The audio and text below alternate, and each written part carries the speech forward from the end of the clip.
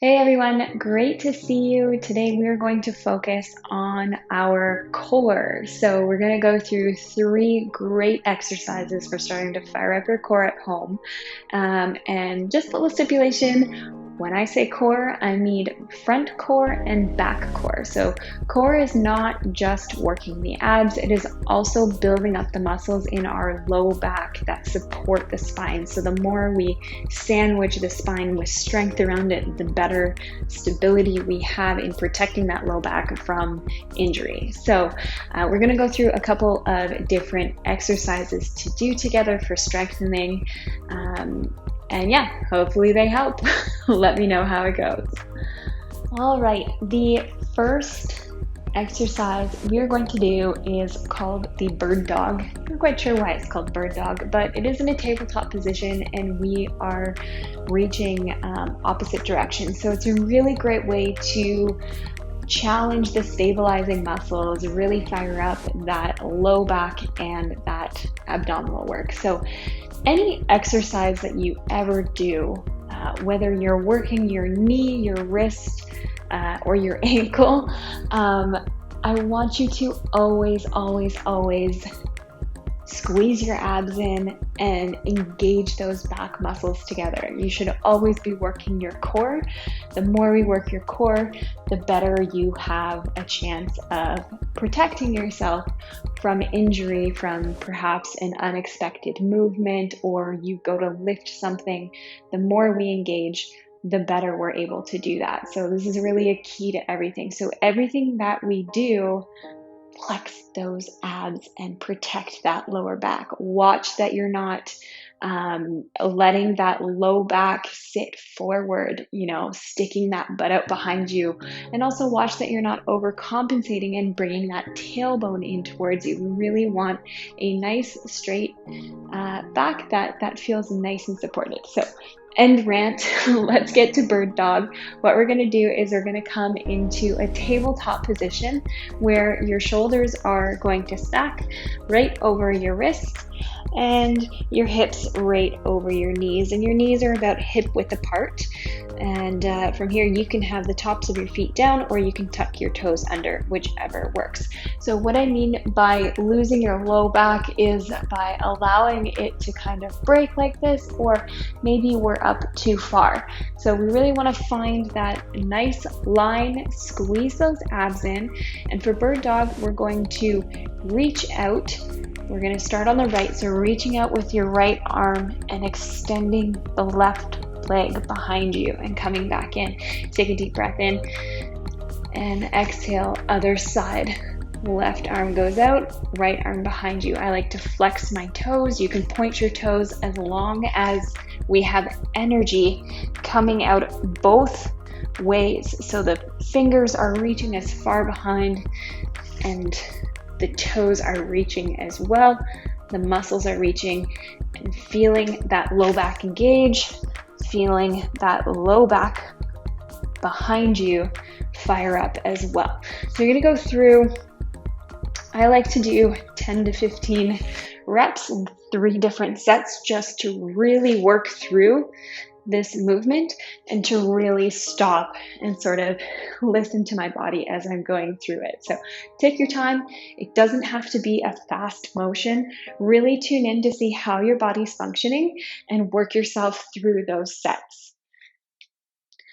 All right, folks, this one is called a tabletop leg press. It's also been referred to as dead bug. There's a million different names for this. But this is a really good one that helps to isolate the abdominals and the back muscles. So it's very easy. What you're going to do is you're going to lay on your back and you are going to bring your shins up so they are parallel with the ceiling. So we're making a 90-degree angle and with our legs, putting them into a tabletop position. Make sure those feet are flexed so that there's energy in the leg that's happening here. And already you can start to feel your abs and your low back fire up. So I want you to keep your low back glued to the floor at this point. So there's no space that's coming out under you as we start to go into the movement. So from here, you're going to flex your abs. You're going to take the palms of your hands and rest them on your quads, on your thighs. thighs, and you're going to start to push your knees away from you. And as you push your knees away from you, you are also pushing your knees towards you. So we're creating our own resistance within our body. So this is option number 1. Modification number 2, if you find this easy, is to flutter kick your feet. So we're still pushing, we're still engaging the abs, we're still trying to keep that low back engaged, keep the space out of the low back so everything's in touch with the floor, and we're kicking our feet, which is starting to fire up that lower transverse muscle. Good. So keep at it. I like to hold this one for 20-25 seconds or longer if you can. Work within your comfort level, what works for you. So if 10 to 15 seconds is all you have right now, that is completely fine. The point is that you are starting to do the work, and that is a wonderful thing. So little steps, little habits we're going to start to create, and I promise you eventually you will be able to hold it for longer. So there's no competition here. Really just sit within where you're able to work and start to progress from there. So 25 seconds, 3 times if you can. Take a rest in between each set and you're good to go. All right, last core exercise for today's session. And these videos are going to grow. You're going to have a plethora of core things to work through eventually. But this one, we're going to start off with a nice basic glute bridge. And what this is doing is this is really working your abs and your low back together with a dynamic movement. So you can use a Pilates ball or a yoga block if you have one, or anything that you could really stick between your knees for this exercise. And I'm sure you've done it before, but we're going to coach you through it anyway. So I've used a water bottle in the past. Just make sure that you don't drop it. So what we're going to do is we're going to start off by laying on our back, and you're going to bring your knees pointed up towards the ceiling, feet are about hip width apart. Place that ball in between your knees. Shoulders are intact with the floor, palms are face down, and from here you're going to squeeze your abs in. Good, squeeze your glutes, and you're going to lift your hips up towards the ceiling. Good, so we're going to hold that for about 5 seconds, and then we're going to slowly come down 1 vertebrae at a time. So we're really being cautious of our spine as we come down. So let's go through this a little bit faster. So lifting those hips up, squeezing your abs and squeezing your glutes to protect your low back. Good.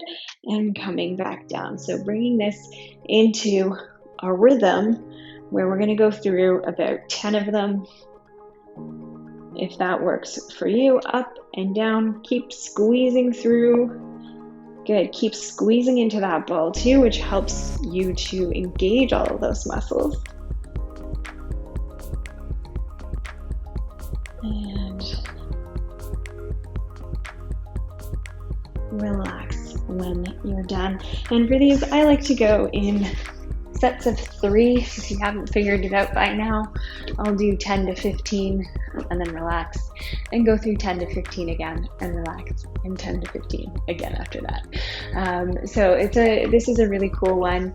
I think it's really good because you can really tune in and really feel how exactly the mechanics of your abdominals and your low back are working together. So it's a really great one to train your brain into, to help you in the future to prevent injury. So good for you for showing up today. Thank you so much.